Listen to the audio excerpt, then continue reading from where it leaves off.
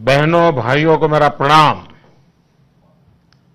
आज काबुल में गुरुद्वारों में हुए आतंकी हमले से मन काफी दुखी है।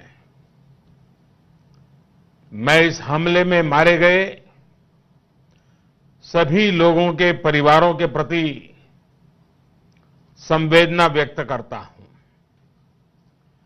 साथियों, आज नववर्ष का पहला दिन है।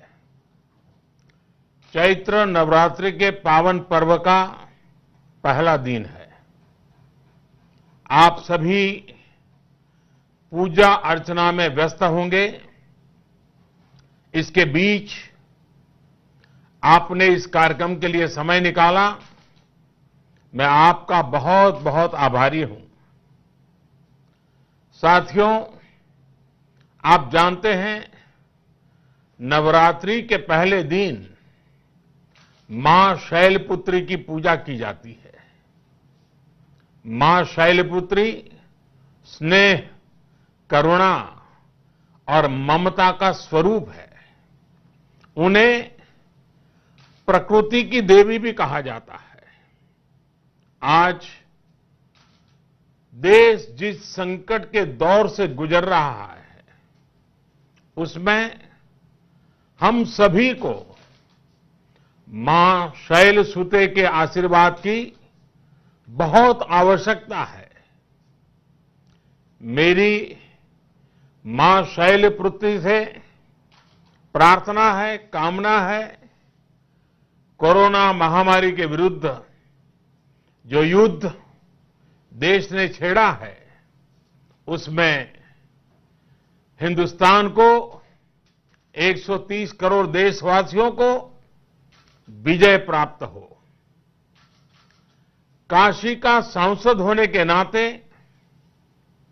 मुझे ऐसे समय आपके बीच होना चाहिए था, लेकिन आप यहां दिल्ली में जो गतिविधियां हो रही हैं, उससे भी परिचित हैं। यहां की व्यस्तता के बावजूद मैं वाराणसी के बारे में निरंतर अपने साथियों से अपडेट ले रहा हूं। साथियों, याद कीजिए, महाभारत का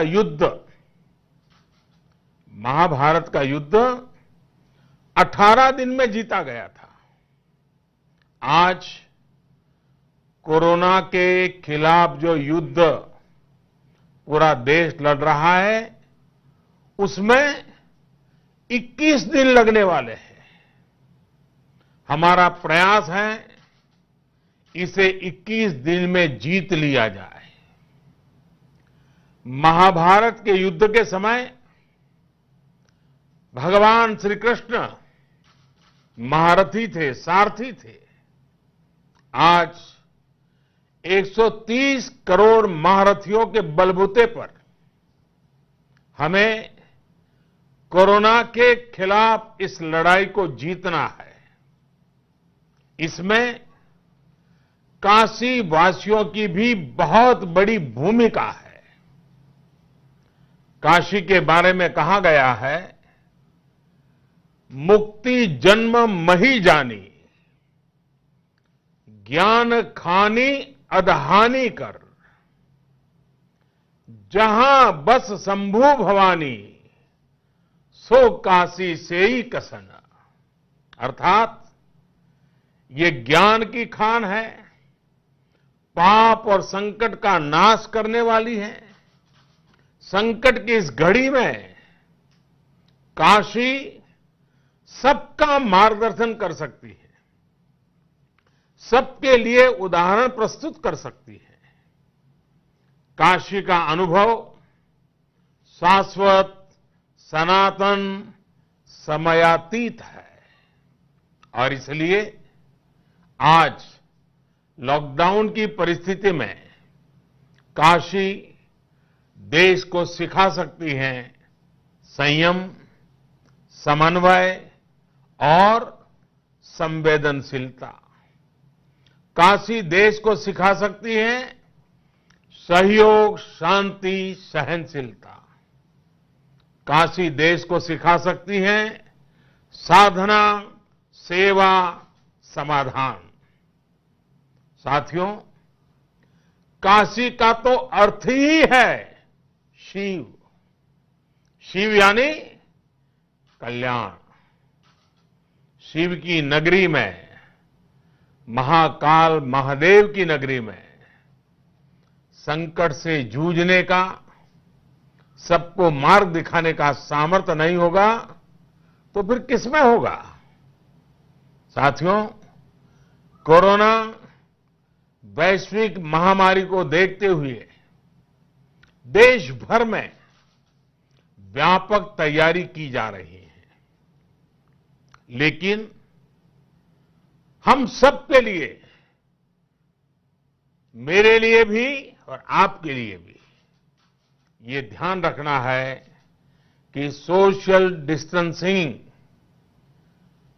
घरों में बंद रहना इस समय एकमात्र उपाय है, बेहतर उपाय है। मुझे एहसास है कि आप सभी के बहुत सारे प्रश्न होंगे, कुछ चिंताएं भी होगी और मेरे लिए कुछ सुझाव भी होंगे। तो आइए हम अपने संवाद की शुरुआत करते हैं।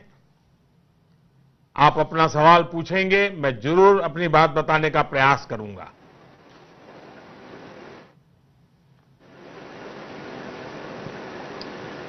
हाँ, शुरू कीजिए। नमस्कार प्रधानमंत्री जी। नमस्कार। मैं प्रोफेसर कृष्णकांत वाजपेयी हूँ। वाराणसी में SM institute of fashion design and technology का निदेशक हूँ। साथ में ब्लॉगर हूँ, राइटर हूँ, डॉक्यूमेंट्री फिल्म मेकर हूँ और एक कवि भी। और अभी वर्तमान में आपने जो युद्ध छेड़ा है कोरोना के खिलाफ, उसमें एक सैनिक हूँ। और सैनिक होने के नाते हम लोग इन दिनों से काम कर रहे हैं, कुछ सामाजिक जागरूकता में भी लग रहे हैं। और उसमें पता चलता है, कई बार लोगों से जब बात करते हैं तो बहुत से लोग ऐसा कहते हैं कि ये बीमारी हम लोगों को नहीं हो सकती है, क्योंकि हमारा खान पान जिस तरीके का है, जैसा हमारा परिवेश है और जैसे रीति रिवाज है, परंपराएं हैं, और वातावरण, अभी गर्मी आने वाली है, ज्यादा गर्मी हो जाएगी तो वायरस खत्म हो जाएगा, हम लोगों को नहीं होगा। तो इसमें उदासीनता कई बार हो जाती है चीजों को लेकर, इसमें मार्गदर्शन करें। कृष्णकांत जी, मुझे बहुत गर्व होता है जब आप जैसे प्रबुद्ध नागरिकों को अपने व्यक्तिगत कार्यों, अपने व्यवसाय के साथ ही लोगों को जागरूक करने के महत्वपूर्ण काम को करते हुए देखता हूं। आपका ये सेवा भाव और समाज के प्रति ये संवेदना जरूर परिणाम लाएगी, जरूर हमें कोरोना के खिलाफ इस लड़ाई में विजय दिलाएगी। आपने जो बात कही वो सही है कि कई लोगों को इस बारे में कुछ गलतफहमी है। देखिए, मनुष्य का स्वभाव होता है कि जो कुछ भी सरल हो, खुद को जरा भाता हो, अनुकूल हो, उसे बस तुरंत स्वीकार कर लो। कोई बात आपको अपने पसंद की लगती है, आपको सूट करती है, तो आप उसे तुरंत सच मान लेते हैं। ऐसे में कई बार होता यह है कि अहम बातें जो प्रामाणिक होती हैं, अधिकृत होती हैं, उस पर कुछ लोगों का ध्यान जाता ही नहीं है। हमारे यहां भी कुछ लोगों के साथ यही हो रहा है। मेरा ऐसे लोगों से आग्रह है कि जितनी जल्दी हो सके अपनी गलत फहमी से बाहर निकले, सच्चाई को समझें। देखिए, इस बीमारी में जो बातें सामने आई हैं, उसमें सबसे बड़ी सच्चाई यही है कि बीमारी किसी से भी भेदभाव नहीं करती। ये समृद्ध देश पर भी कहर बरपाती है और गरीब के घर पर भी कहर बरपाती है। यहां तक कि जो व्यायाम करते हैं, अपने स्वास्थ्य का बहुत ध्यान रखते हैं, ये वायरस उनको भी अपनी ले लेता है। इसलिए कौन क्या है, कहां है, क्या काम करता है, क्या नहीं करता, इसका कोई महत्व नहीं है। इन सब में दिमाग लगाने के बजाय बीमारी कितनी भयानक है, इस पर ही ध्यान केंद्रित करना चाहिए, ये समझना चाहिए। आपकी बात भी सही है कि कुछ लोग ऐसे हैं जो अपने कानों से सुनते हैं, अपनी आंखों से देखते हैं और अपनी बुद्धि से समझते भी हैं, लेकिन अमल नहीं करते हैं।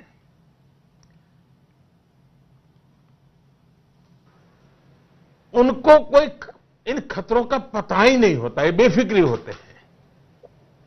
क्या सावधानी बरतनी है, उन्हें ये भी पता नहीं, लेकिन वे असल में उसे कभी अमल में लेना ही नहीं चाहते हैं। टीवी पर आपने कितनी बार देखा होगा, सिगरेट पीने से कैंसर होता है, गुटखा खाने से कैंसर होता है।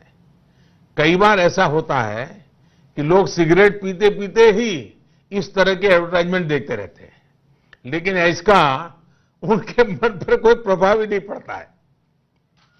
यही जो बात है जो मैं कह रहा हूं कि लोग कई बार जानते बुझते हुए भी सावधानी नहीं बरतते हैं।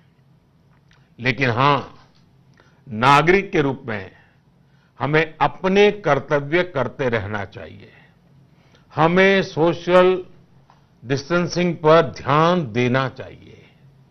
हमें घर में रहना चाहिए और आपस में दूरी बनाए रखना चाहिए। कोरोना जैसी महामारी से दूर रहने का अभी यही एकमात्र उपाय है। अगर व्यक्ति संयम से रहे और निर्देशों का पालन करे तो वो उसके इस वायरस की चपेट में आने की संभावना कम हो जाती है। आप ये भी ध्यान रखिए कि कोरोना से संक्रमित, ये बहुत महत्वपूर्ण बात है, कोरोना से संक्रमित दुनिया में 1 लाख से अधिक लोग ठीक भी हो चुके हैं और भारत में भी दर्जनों लोग कोरोना के शिकंजे से बाहर निकले हैं। कल तो एक खबर मैं देख रहा था कि इटली में 90 वर्ष में से भी ज्यादा आयु की माताजी भी स्वस्थ हुई है। वैसे मैं आपको ये भी जानकारी देना चाहता हूं कि कोरोना से जुड़ी सही और सटीक जानकारी के लिए सरकार ने व्हाट्सएप के साथ मिलकर एक हेल्प डेस्क भी बनाई है। अगर आपके पास व्हाट्सएप की सुविधा है तो मैं एक नंबर लिखवाता हूं, लिख लीजिए। यह नंबर हर एक को काम आएगा। अगर आप व्हाट्सएप पर हैं तो इसका उपयोग कीजिए। नंबर मैं लिखवाता हूं, 90-131, फिर से बोल रहा हूं, 90-131-51515। यस, 51515 पर आप व्हाट्सएप करके इस सेवा से जुड़ सकते हैं। अगर आप उस व्हाट्सएप पर नमस्ते लिखेंगे तो तुरंत आपको उचित जवाब आना शुरू हो जाएगा। तो आप जरूर, जो भी लोग मुझे सुन रहे हैं, हमारे काशी के भाई बहन और हिंदुस्तान के और लोग भी अगर सुनते हैं तो जरूर इस व्हाट्सएप पर आप नमस्ते लिखेंगे, अंग्रेजी में या हिंदी में, तो आपको तुरंत वो आपको रिस्पॉन्ड करेंगे। आइए, कृष्णकांत जी का मैं धन्यवाद करते हुए आगे चलता हूं।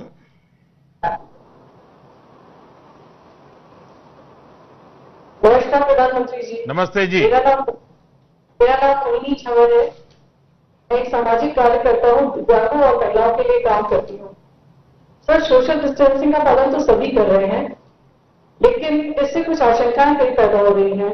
जैसे मीडिया से पता चला हमें कि देश के कुछ जगहों पे डॉक्टर्स, अस्पताल में काम करने वाले कर्मचारी, एयरलाइंस में काम करने वाले कर्मचारियों के साथ कोरोना के शक के साथ दुर्व्यवहार किया जा रहा है।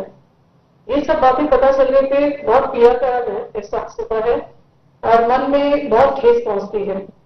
बस ये जानना चाहती हूँ कि सरकार इसके लिए क्या कदम उठा रही है। मोहिनी जी, आपकी पीड़ा सही है, मेरी भी यही पीड़ा है। कल मैंने नर्सिस के साथ, डॉक्टर्स के साथ, लैब टेक्नीशियंस के साथ इन विषयों पर विस्तार से बात की है। इस देश के सामान्य मानवी का मन, अगर हम आमतौर पर देखें, मैं एक सामान्य जीवन की बात करता हूं, तो सही समय पर सही काम करने और जरूरी कदम उठाने में हमारे देश के लोग बहुत विश्वास रखते हैं। आपने देखा होगा कि 22 मार्च को किस तरह पूरे देश ने जनता कर्फ्यू में बढ़ चढ़ करके अपनी भागीदारी निभाई और दुनिया को अचंभित कर दिया है। और फिर शाम के ठीक 5 बजे 5 मिनट के लिए कैसे देश भर के लोग अभिवादन के लिए सामने आए, साथ ही अलग अलग जगहों से एक साथ एक मन होकर कोरोना के खिलाफ हमारी जो नर्सेज लड़ रही हैं, डॉक्टर लड़ रहे हैं, लैब टेक्नीशियन लड़ रहे हैं, पैरामेडिकल स्टाफ लड़ रहे हैं, उन सबके प्रति धन्यवाद का एक अभूतपूर्व दृश्य प्रस्तुत किया। यह पूरे देश ने किया है। यह सम्मान का एक प्रकट रूप था, लेकिन बहुत कम लोग इस बात को समझ पाते हैं कि इस छोटे से कार्यक्रम के द्वारा और भी कुछ हुआ है। इसके अंतर्निहित एक अप्रगट बात भी थी। और आप तो मोहिनी जी समाज सेवा में लुकी हुई है, तो इस बात को भली बातें समझ सकती है।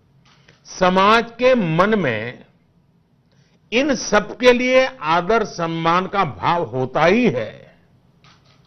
डॉक्टर जिंदगी बचाते हैं और हम उनका ऋण कभी नहीं उतार सकते। जिन लोगों ने वुहान में रेस्क्यू ऑपरेशन किया, मैंने उनको पत्र लिखा था। मेरे लिए वो पल बहुत भावुक था। वो सिर्फ लिखने के लिए लिखा गया पत्र नहीं था। अभी इटली से लोगों को लाने वाले एयर इंडिया के क्रू, जिनमें सभी महिलाएं थी, मैंने उनकी तस्वीर को भी सोशल मीडिया पर साझा किया था। शायद आप लोगों ने देखा भी हो। हां, कुछ स्थानों से ऐसी घटनाओं की जानकारी भी मिली है जिसमें हृदय को गहरी चोट पहुंचती है, बहुत दर्द होता है, पीड़ा होती है। मेरी सभी नागरिकों से अपील है कि अगर ऐसी कोई गतिविधि कहीं दिखाई दे रही है, इस सेवा में रत, इस महामारी से हम लोगों को बचाने के लिए जो काम में लगे हैं, डॉक्टर हैं, नर्स हैं, मेडिकल के लोग हैं, सफाई के लोग हैं, अगर उनके साथ बुरा बर्ताव होता है तो आप भी अगर वहां उस इलाके के लोगों को जानते हैं, उनको चेतावनी दीजिए, उनको समझाइए ये गलत कर रहे हैं, ऐसा नहीं कर सकते हैं। और जो भी सेवा कर रहे हैं उनकी हमने मदद करनी चाहिए और बताना चाहिए कि ऐसा नहीं होना चाहिए। और मैं आपको बता दूं, जब मुझे कल सब डॉक्टरों से बात कर रहा था, मुझे पता चला घटनाएं भले छुटपुट कहीं कहीं होगी, लेकिन मेरे लिए गंभीर है। और इसलिए मैंने तत्काल गृह विभाग को, राज्यों के सभी डीजीपी को सख्ती से काम करने के लिए कहा है कि ऐसे कोई भी व्यक्ति डॉक्टरों के साथ, नर्सों के साथ, सेवा करने वालों के साथ अगर इस प्रकार का कुछ भी करेंगे तो उनको बहुत महंगा पड़ेगा और सरकार सख्त कदम उठाएगी। संकट की इस घड़ी में मैं देशवासियों से ध्यान दोहराना चाहूंगा, आकर्षित करना चाहूंगा। संकट की इस घड़ी में अस्पतालों में इस समय सफेद कपड़ों में दिख रहे डॉक्टर नर्स ईश्वर का ही रूप है। आज यही हमें मृत्यु से बचा रहे हैं। अपने जीवन को खतरों में डाल करके ये लोग हमारा जीवन बचा रहे हैं। साथियों, हमारे समाज में ये संस्कार दिनों दिन प्रबल होता रहे, ये हम सबका दायित्व है कि जो देश की सेवा करते हैं, जो देश के लिए खुद को खपाते हैं, उनका सार्वजनिक सम्मान हर पल होते रहना चाहिए। आपने देखा होगा कि बीते कुछ वर्षों में एक परंपरा हमारे सामने आती देखने को मिलती है। एयरपोर्ट पर जब फौज के जवान जाते हैं तो उनके सम्मान में लोग खड़े हो जाते हैं, तालियां भी बजाते हैं। ये आभार प्रकट करने का तरीका हमारे संस्कारों में दिनों दिन बढ़ता ही जाना चाहिए। मोहिनी जी, आप तो बहुत सेवा के कार्य में लगी हुई हैं। इन दिनों जरूर कुछ न कुछ आप भी करती होगी। मैं फिर एक बार आपका आभार व्यक्त करता हूं। आइए, काशी के कोई और महानुभाव से भी मौका मिलेगा मुझे बात करने का।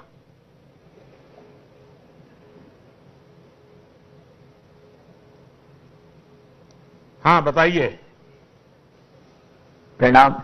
मैं अखिलेश खेमका, मैं कपड़े का कारोबारी हूं और मैं अपने व्यापार के साथ साथ कुछ समाज सेवा का भी जरूरतमंदों की सेवा करता रहता हूं। मेरा ये मन में क्वेश्चन था कि आज के दिन जो लॉकडाउन हो गया है, इस वजह से बहुत से हमारे साथी लोग अपनी जगह पे अटक गए हैं तथा जो हमारे गरीब वर्ग के लोग हैं, जो प्रतिदिन मेहनत करके कमाते हैं, मजदूर, डेली बेसिस के स्टाफ, ये लोग के सामने एक मुश्किल आई हुई है। और अगर हमारे बनारस सहित हमारे वाराणसी से पूरे देश के जो इस गरीब वर्ग के लोग हैं, इन लोग पर विशेष ध्यान देने की जरूरत है। तो मैं आपसे एक निवेदन करता हूं कि हम लोग को मार्गदर्शन दें। हम लोग राष्ट्र के युवा और हम लोग जो समाज के लोग हैं, किस रूप में हम इन लोगों की मदद कर सकते हैं। काशी में बात होती हो और कपड़े वाले से बात न हो तो बात अधूरी रह जाती है। और अखिलेश जी, मुझे खुशी है कि आप व्यापारी हैं, लेकिन आपने सवाल गरीबों का पूछा। मैं बहुत आभारी हूं आपका। कोरोना को पराजित करने के लिए एक रणनीति के तहत एक्सपर्ट से मिले दिशा निर्देशों के मुताबिक ही ये कहा जा रहा है कि हर व्यक्ति दूसरे से कम 1-1.5 मीटर की दूरी पर रहे। ये कोरोना के खिलाफ इस बड़ी लड़ाई की सैन्य नीति है। मैं इसको सैन्य नीति कहता हूं। साथियों, हम इस बात पर विश्वास करने वाले लोग हैं जो मानते हैं कि मनुष्य ईश्वर का ही अंश है। व्यक्ति मात्र में ईश्वर का वास है। यही हमारे संस्कार हैं, यही हमारी संस्कृति है। कोरोना वायरस न हमारी संस्कृति को मिटा सकता है और न ही हमारे संस्कार मिटा सकता है। और इसलिए संकट के समय हमारी संवेदनाएं और जागृत हो जाती है। कोरोना के जवाब देने का दूसरा एक ताकतवर तरीका है और वो तरीका है करुणा। कोरोना का जवाब करुणा से।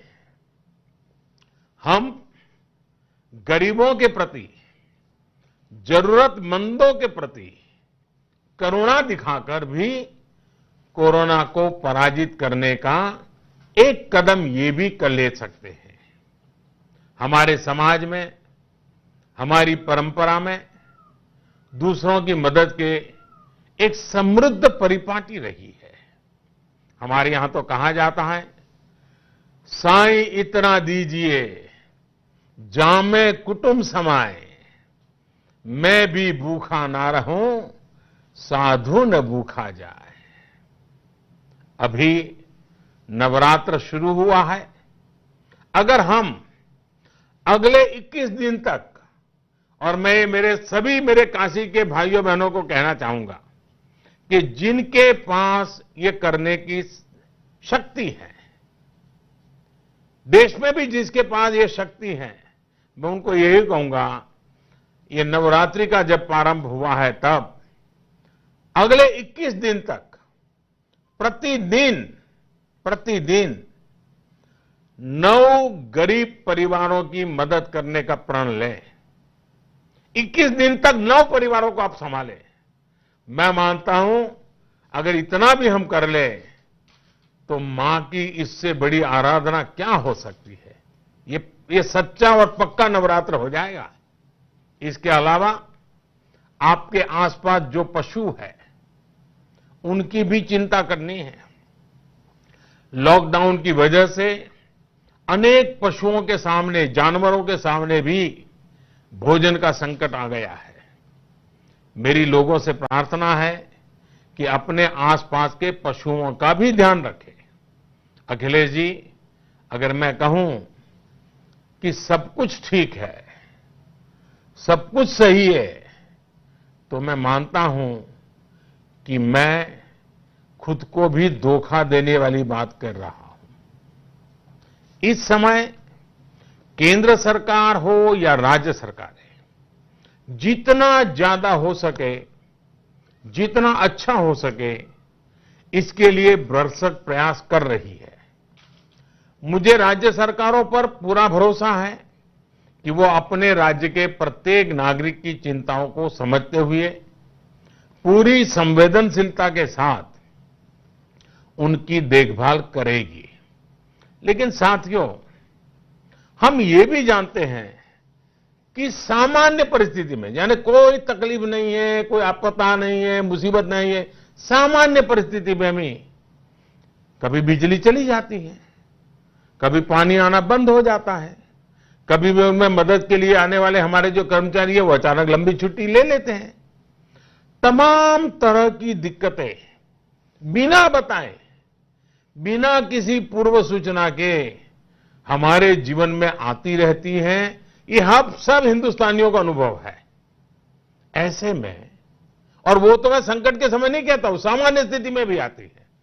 ऐसे में जब देश के सामने इतना बड़ा संकट हो, पूरे विश्व के सामने इतनी बड़ी चुनौती हो, तब मुश्किलें नहीं आएगी, सब कुछ अच्छे से होगा, ये कहना अपने साथ धोखा करने जैसा होगा। मैं मानता हूं कि ये सवाल बहुत महत्वपूर्ण है कि व्यवस्था ठीक है या नहीं, सब कुछ सही से हो रहा है या नहीं हो रहा। लेकिन जरा पल भर सोचिए, इससे भी ज्यादा महत्वपूर्ण सवाल ये है कि कोरोना जैसे संकट में हमें तकलीफें सहकर भी विजयी होना है या नहीं होना है। जो तकलीफें आज हम उठा रहे हैं, जो मुश्किल आज हो रही है, उसकी उम्र फिलहाल 21 दिन ही है। लेकिन अगर कोरोना का संकट समाप्त नहीं हुआ, इसका फैलना नहीं रुका, तो फिर ये संकट, ये तकलीफें, कितना ज्यादा नुकसान हो सकता है, इसका अंदाजा भी नहीं लगाया जा सकता। ऐसे कठिन समय में प्रशासन के द्वारा, नागरिकों के द्वारा, सिविल सोसाइटी के द्वारा, सामाजिक संगठन, सांस्कृतिक संगठन, धार्मिक संगठन, राजनीतिक संगठन, सब कोई जो भी कार्य कर रहे हैं, सराहनीय कार्य किए जा रहे हैं, उसे ज्यादा से ज्यादा प्रोत्साहित किए जाने की आवश्यकता है। आप सोचिए, अस्पतालों में लोग 18-18 घंटे काम कर रहे हैं। कई जगह अस्पतालों में हेल्थ सेक्टर से जुड़े लोगों को 2 या 3 घंटे से ज्यादा सोने को नहीं मिल रहा है। कितने ही सिविल सोसाइटी के लोग हैं जो गरीबों की मदद के लिए दिन रात एक किए हुए हैं। इस कठिन परिस्थिति में ऐसे लोगों को हमें नमन करना चाहिए।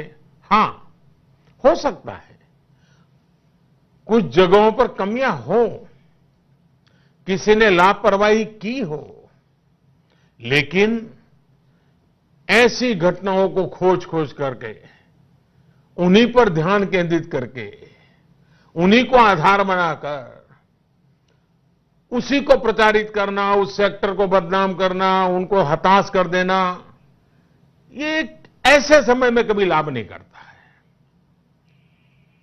मैं तो आग्रह करूंगा, हम समझे निराशा फैलाने के लिए हजारों कारण हो सकते हैं। मैं नहीं कहता हूं सब गलत होते हैं, हजारों कारण हो सकते हैं, लेकिन जीवन तो आशा और विश्वास से ही चलता है। नागरिक के नाते कानून और प्रशासन को जितना ज्यादा सहयोग करेंगे उतने ही बेहतर नतीजे निकलेंगे। हम सभी का प्रयास होना चाहिए कि प्रशासन पर कम से कम दबाव डालें, प्रशासन का सहयोग करें। ये अस्पताल में काम करने वाले, ये पुलिसकर्मी, ये सरकारी दफ्तरों में अभी जो लोग काम कर रहे हैं, जो हमारे मीडिया कर्मी हैं, ये कोई बाहर के लोग हैं क्या? बाहर से आए हैं क्या? ये हमारे ही लोग हैं जी। इतना बड़ा बोझ उन पर आया है तो बोझ कुछ थोड़ा हम भी उठाएं। हमें उनका हौसला बढ़ाना चाहिए जो इस कठिन परिस्थिति में काम कर रहे हैं। अखिलेश जी, व्यापार जगत में रहते हुए गरीबों की ये चिंता करने का आपकी भावना, और देश ऐसे अखिलेशों से भरा हुआ है जी। देश में अखिलेशों की कमी नहीं है। आइए हम मिलकर के गरीबों का भी भला करें, जिम्मा उठाएं और इस लड़ाई को जीतें। आइए, और भी कोई सवाल होंगे शायद। अखिलेश जी नमस्ते। हाँ, प्रणाम। नमस्ते जी। आपका आवाज नहीं सुनाई दे रही है। आपकी आवाज नहीं सुनाई दे रही।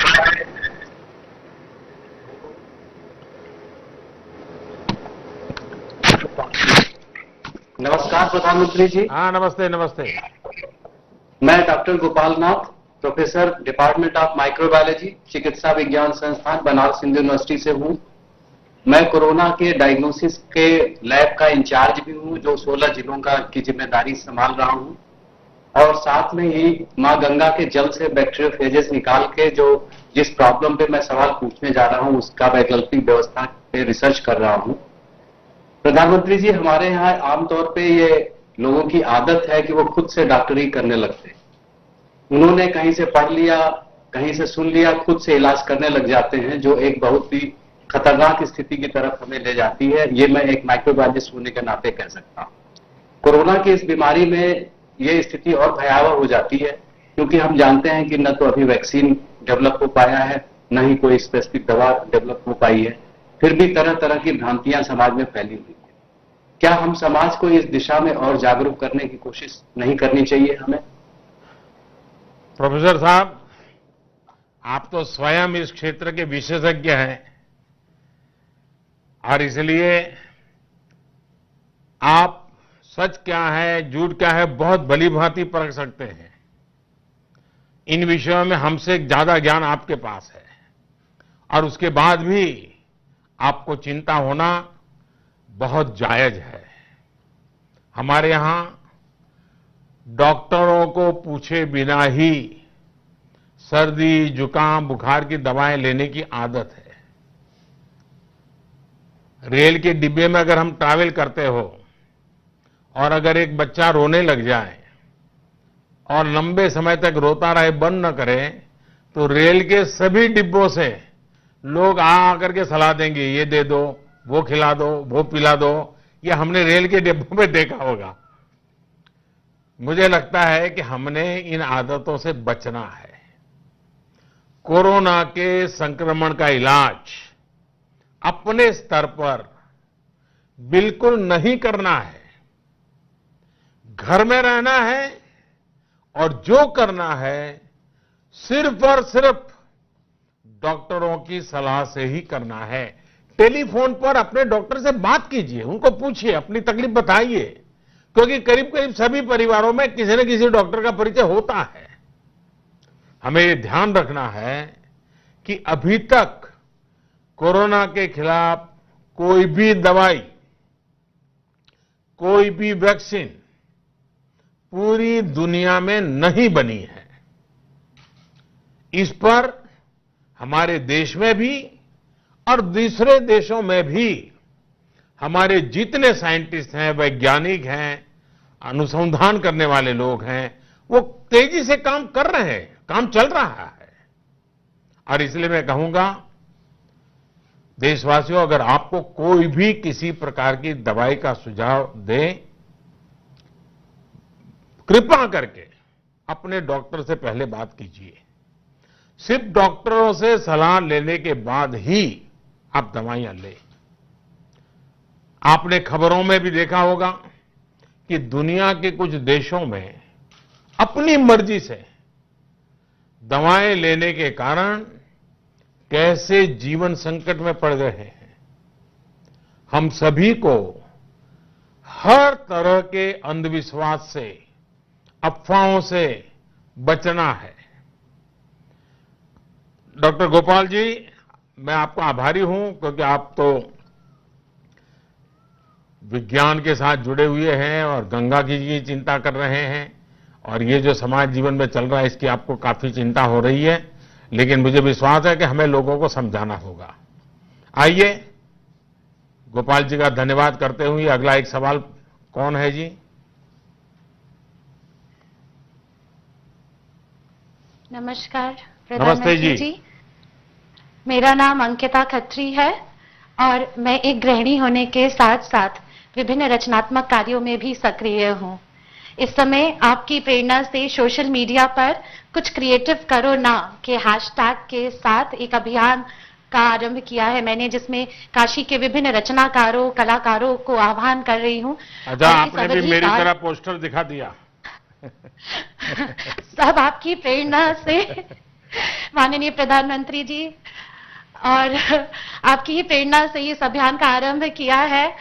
और इसमें काशी, चूंकि हमेशा से रचनात्मकता, आप स्वयं इतने रचनात्मक है, सकारात्मक है, ऐसी नकारात्मक परिस्थिति में भी मैंने कहीं सुना था कि जो रचता है वो ही बचता है। तो काशी के समस्त रचनाकारों को क्या मैं क्या आह्वान क्या कर रही बड़ा हूं अच्छा कि वाक्य बोली आप। क्या बोला आपने? जो रचता है वो बचता है। वाह। तो ये मैंने कहीं सुना था, तो आपकी प्रेरणा से इस अभियान का आरंभ किया है। इसके अंतर्गत काशी के विभिन्न रचनाकारों को, लेखकों को, कवियों को, चित्रकारों को आमंत्रित कर रही हूं, और प्रयास रहेगा कि ये जो 21 दिवस का जो काल है उसमें उसका संकलन हो, उसका प्रकाशन हो और आपको हम सब काशी की ओर से समर्पित कर सके। किंतु एक गृहिणी के रूप में मेरी एक सवाल है और एक चिंता है जिसे आपसे साझा करना चाहती हूँ। लॉकडाउन की इस अवधि में सारे बच्चे घर पर हैं और बच्चों को संभालना एक बड़ा दुरूह कार्य, एक चुनौतीपूर्ण कार्य हो रहा है हम सबके लिए। ऐसे में कुछ बच्चे ऐसे भी हैं जिनके एग्जाम प्रभावित हुए हैं। मेरा खुद का बेटा 12वीं का बोर्ड्स दे रहा था और एक पेपर उसका स्थगित हो गया है। तो घर वालों को थोड़ी सी चिंता बनी हुई है। प्रधानमंत्री जी, ऐसे में क्या किया जाए? अंकिता जी, पहली बात तो आप रचनात्मक काम, क्रिएटिव एक्टिविटी इसको बल दे रही हैं और इसका जीवन में एक अलग ऊर्जा उसके कारण रहती है। लेकिन आपने कहा कि सब रचनाकारों का इकट्ठी कर रही है। मेरी विनती है, किसी को इकट्ठा मत करो। सोशल डिस्टेंसिंग ये सबसे पहली बात है। हाँ, आप ऑनलाइन सबसे अपनी कला उसका मांगिए, आप संकलन कीजिए और कल्पना अच्छी है। जो इस भाव के लोग हैं उनकी रचनाएं, उनकी चीजें जरूर देश को काम आएगी। और ये सही है कि आपदा बहुत बड़ी है, लेकिन आपदा को अवसर में बदलना ही मानव जीवन की विशेषता है। इन दिनों सोशल मीडिया में आप लॉकडाउन का एक और प्रभाव देखने को मिल रहा है। बहुत से लोग ट्विटर पर, फेसबुक पर, इंस्टाग्राम पर विस्तार से बता रहे हैं कि कैसे वो अपने बच्चों के साथ ज्यादा समय बिता रहे हैं। ये सही है कि पहले संयुक्त परिवार होता था तो बच्चों को संभालने का काम दादा दादी कर लेते थे। आज जरा छोटे परिवार हो गए तो मुश्किल स्वाभाविक है, लेकिन आपने देखा होगा टीवी में, इलेक्ट्रॉनिक मीडिया में, रेडियो पर इसे लेकर कई नए नए शो बन रहे हैं। हमारे देश के मीडिया में भी क्रिएटिविटी है। उन्होंने लोगों को एंगेज रखने के लिए, लोगों को घरों में है तो क्या करना चाहिए, बड़ा अच्छे ढंग से इतने कम समय में उन्होंने किया है। और एक लॉकडाउन में नई नई बातें वो दिखा रहे हैं, सिखा रहे हैं। इस सब के बीच मेरे मन को कुछ और बातों ने भी बहुत प्रभावित किया है। मैं देख रहा हूं कि मानव जाति कैसे इस वैश्विक संकट से जीतने के लिए एक साथ आ गई है, और इसमें भी सबसे बड़ी भूमिका निभा रही है हमारी बाल सेना, बालकों की सेना। मैंने ऐसे वीडियो देखे जिसमें 4-4, 5-5 साल के बच्चे माता पिता को समझा रहे हैं कि कैसे हाथ धोना है, बाहर नहीं निकलना है, ऐसा नहीं करना है, वैसा नहीं करना है। बालक समझा रहे हैं। छोटे छोटे बालक बालिकाएं इस संकट पर अपनी प्रतिक्रियाएं दे रही है। मैं ऐसे वीडियो सोशल मीडिया पर मैं काफी बिजी एंगेज रहता हूं, कभी मुझे अच्छा लगता है क्योंकि सामान्य जन से जुड़ता हूं। तो इन दिनों मैंने देखा कई परिवारों ने अपनी इस प्रकार की चीजें अपने बच्चों की सोशल मीडिया में रखी है, और घर में बच्चों की वीडियो बना बना करके वो, और अब तो मोबाइल फोन पर बन जाती है।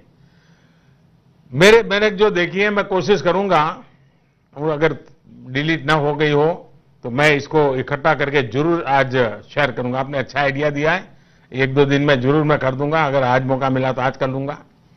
और आप सब देखिए, जरूर देखिए, ये बहुत बड़ी बच्चों ने कैसी कमाल कर दी है, पता चलेगा। आपको याद होगा जब मैंने स्वच्छता की बात की थी, स्वच्छ भारत अभियान शुरू किया था, तो आपने हर घर में देखा होगा बच्चों ने एक तरह से इस अभियान की कमाल संभाल ली थी। आज के बच्चों की, आज की युवा पीढ़ी की ये शक्ति मुझे तो बहुत प्रभावित करती है। मैं उनकी टैलेंट, उनका सोचने का तरीका, मुझे बड़ा आनंद आता है। हां, कुछ माता पिता को ये चिंता सता रही होगी कि इतने लंबे समय तक घर में रहने पर कहीं बच्चे ही उन्हें बिठाकर पढ़ाई करवाना शुरू न कर दे। उनको यही डर लग रहा है। वैसे, और मुझे पक्का विश्वास है ये बच्चे अपने माँ बाप को कुछ न कुछ पढ़ा के रहेंगे, 21 दिन में बहुत कुछ सिखा देंगे। वैसे साथियों, मैं नमो ऐप पर आप सबके सुझाव और फीडबैक भी निरंतर पढ़ रहा हूं। श्री ओम प्रकाश ठाकुर जी, मुकेश दास जी, प्रभांशु जी, अमित पांडे जी, कविता जी, देश के अलग अलग हिस्सों में अलग अलग लोगों ने अपने अपने तरीके से ये सुझाव दिए हैं कि लॉकडाउन को सख्ती के साथ और लंबे समय के लिए लागू किया जाए। केवल आप ही नहीं, पूरे देश से आप ही की तरह हजारों प्रबुद्ध नागरिकों ने भी फेसबुक, ट्विटर, इंस्टाग्राम और यूट्यूब पर इस महामारी से निपटने के लिए यही सलाह दी है, अपील की है। जब हमारे देशवासियों में खुद से ही ये संकल्प, ये समझदारी हो, इस चुनौती से जूझने की ये दृढ़ इच्छा शक्ति हो, तो मुझे पूरा भरोसा है कि देश इस महामारी को जरूर हराएगा। अंत में फिर आपसे कहूंगा कि आप सब मेरे काशीवासी, मैं थोड़ा नहीं आ पाया हूं आपके बीच में, मुझे क्षमा करें, लेकिन आप खुद को सुरक्षित रखें, देश को भी सुरक्षित रखें। एक बड़ी लड़ाई है जिसमें बनारस के लोगों को भी अपना पूरा योगदान देना है, पूरे देश को मार्ग दिखाना है। सभी काशीवासियों को आज फिर एक बार दिल्ली से मैं प्रणाम करता हूं और मुझे विश्वास है कि आपने हमेशा काशी को संभाला है, आगे भी आप काशी को संभालेंगे, ये मुझे पूरा विश्वास है। आप सबका बहुत बहुत धन्यवाद।